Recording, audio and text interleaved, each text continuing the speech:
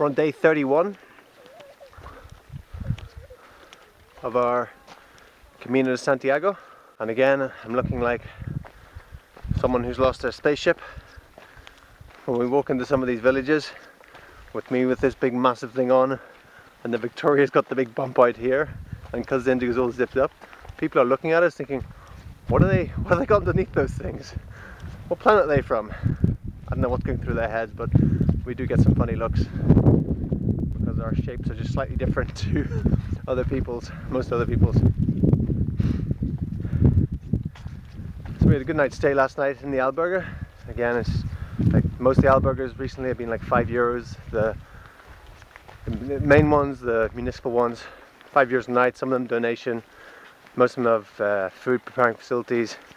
Last night was warm on top of a mountain. They kept the heating on all night, which is good. Lovely little village. Probably didn't see much of it because it was getting dark when we got in there. We're in the middle of the cloud. And now we're heading 23 kilometers down to Triacastela, I think it's called, which will take us about 10 kilometers along the plateau of the mountain, and then we start to drop down, maybe more than 10 kilometers along. Then we start to drop down to an altitude of 600 meters. This is your captain speaking. It sounds like it's actually quite warm. It's not, with the snow on the ground, it's kind of humid at the minute, and trying to keep dry at the same time, trying not to sweat.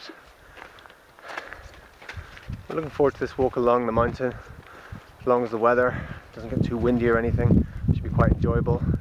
If the cloud were to clear, I'm sure we'd have amazing views, but right now we've got about 30 or 40 meters visibility. There's quite a lot of young people doing the Camino. What I've noticed last night in our albergue, there was 2 guys from Korea that were 20 years old, 2 guys from Chile that were 26, and a Spanish guy that seemed to be around 25 or something. And then there was us, we're like the old fogies in the room, and that was it. That was all that was in the albergue last night. Quite a lot of young people doing it, which is interesting to note.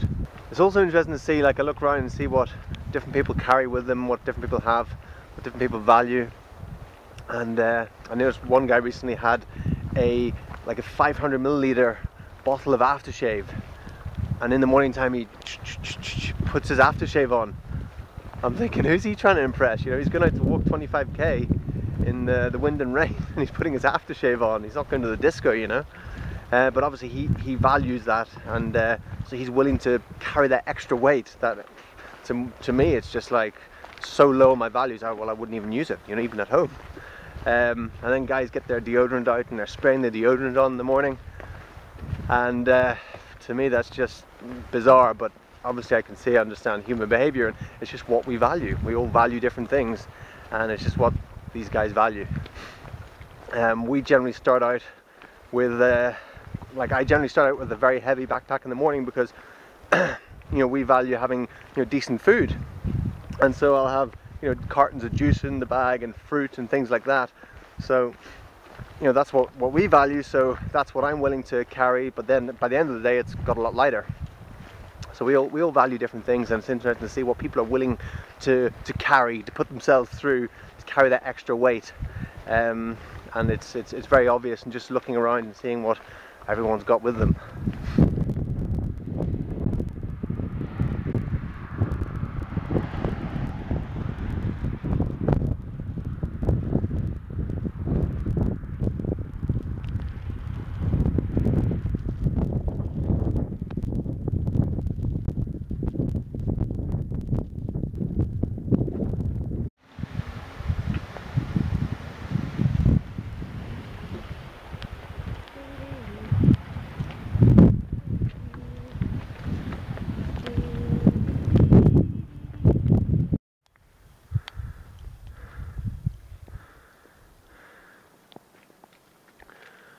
We're going up a very steep incline at the minute.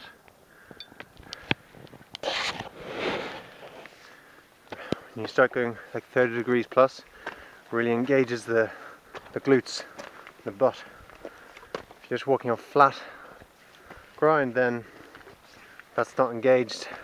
You don't get that toned. But walking up steep hills, that's when it gets engaged. You can feel it. You start to feel it working. Just got to the top of this really steep hill, and suddenly, boom, we're in a little village. There's a cafe that's open, and we can stop there, have a break, change indigo, feed indigo, and all that. I think we're about halfway there. It's quite good. It's great to see this, just to be out of nowhere.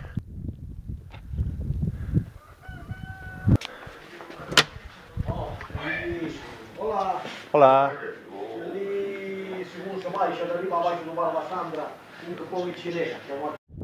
It's quite amazing how fortunate we've been with the weather. You wouldn't think it, but in the last place we just stopped there before we descended down the mountain, which we're doing right now, the guy there said if you were here a week ago you would have been waist deep in snow.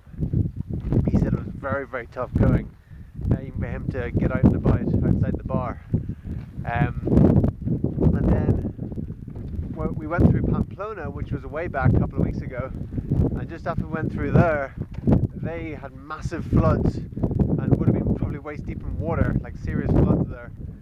And so we've missed the like really, really serious weather. It hasn't been like all sunshine and bliss. We've had some tough weather, and we've had to take 1 or 2 days off because of it, until it passed. But all in all, considering the bizarre weather patterns that have been happening here in this region recently with the storms coming in, etc., we've been incredibly fortunate with the weather. And once we get down to the bottom of this mountain, that will be another mountain range we've cleared in 2 days. Another 50 kilometers we've gone over a mountain in the past 2 days.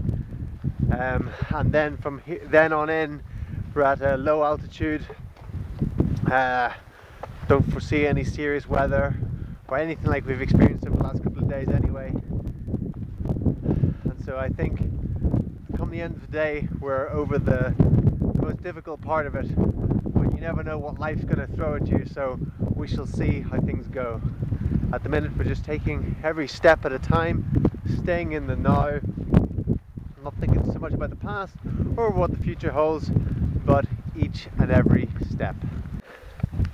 There are reasons why it's probably not a good idea to eat yellow snow or drink green water for that matter. And it's amazing how someone else's certainty can make us do these things against our better judgment.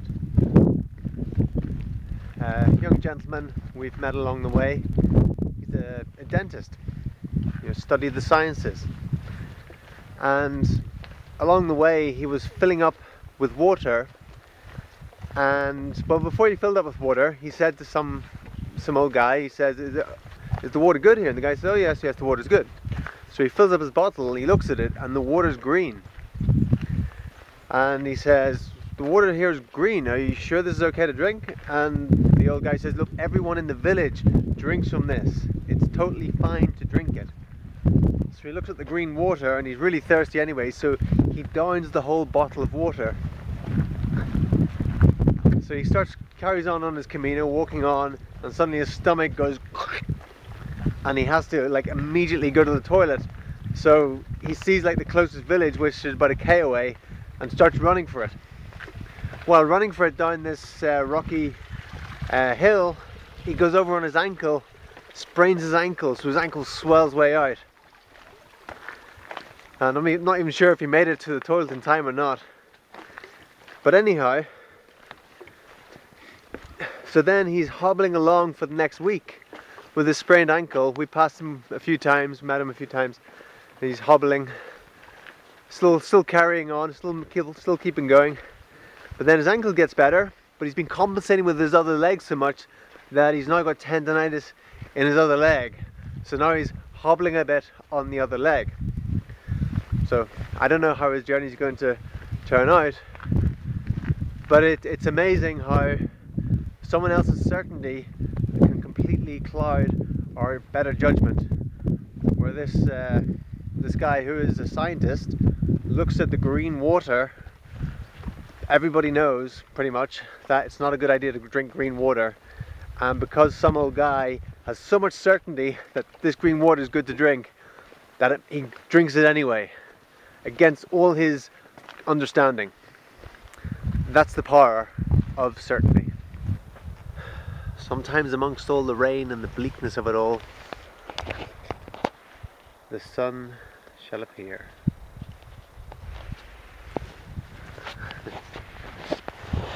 Keep the faith, because you never know when the sun will just appear, even when it's all bleak around you. We've just come out of the clouds after being up in the clouds for, it seems like a couple of days now. People live up there. People live in the clouds, literally. We're out of the clouds now and we're heading down there to that little town down there called Triacastela, I believe. But it's nice to be out of the clouds. There she is, and there he is. Oh, wow. You can see probably the direction we're heading. It's over that direction tomorrow. About 1.5 km to go till we get there. We just came off the trail there and we're taking the road in. It's just getting a bit too rocky and Victoria's just feeling a bit unsteady, so she said it'd be faster if she walked on the road. So we're just taking the road in now.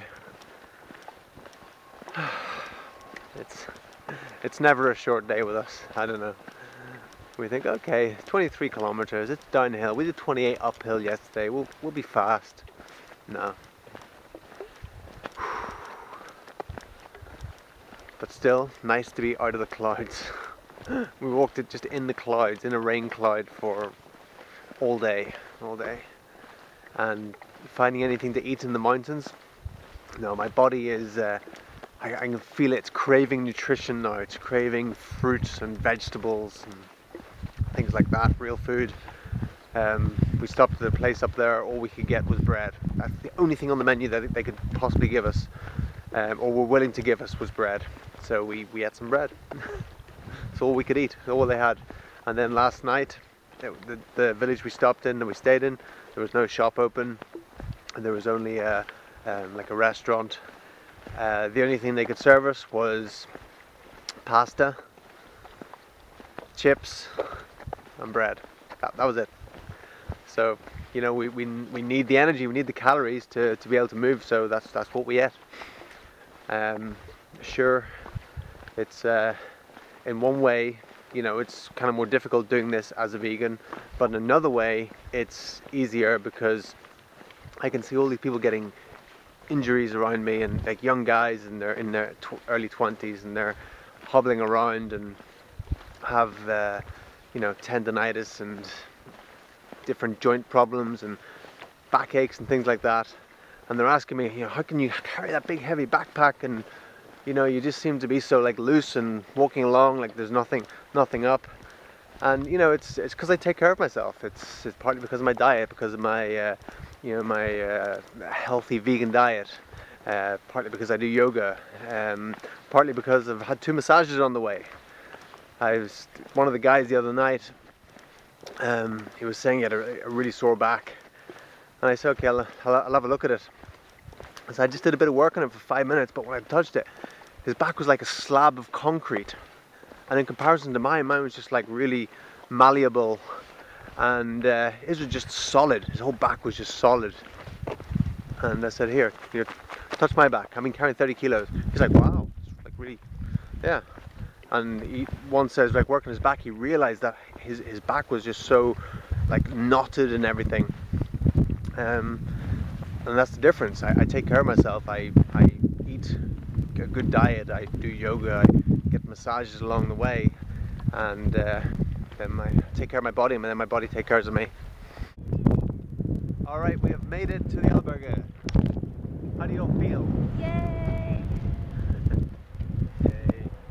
And here's our pilgrim stalker once again. Stalker up here again, just to give you some information. Oh yeah? Yeah, this is €5, but you don't have a kitchen. Okay. Okay. And then you have the other ones, albergue for Orivio, and like the Cinea, something like that, and then you have internet. And are they both open?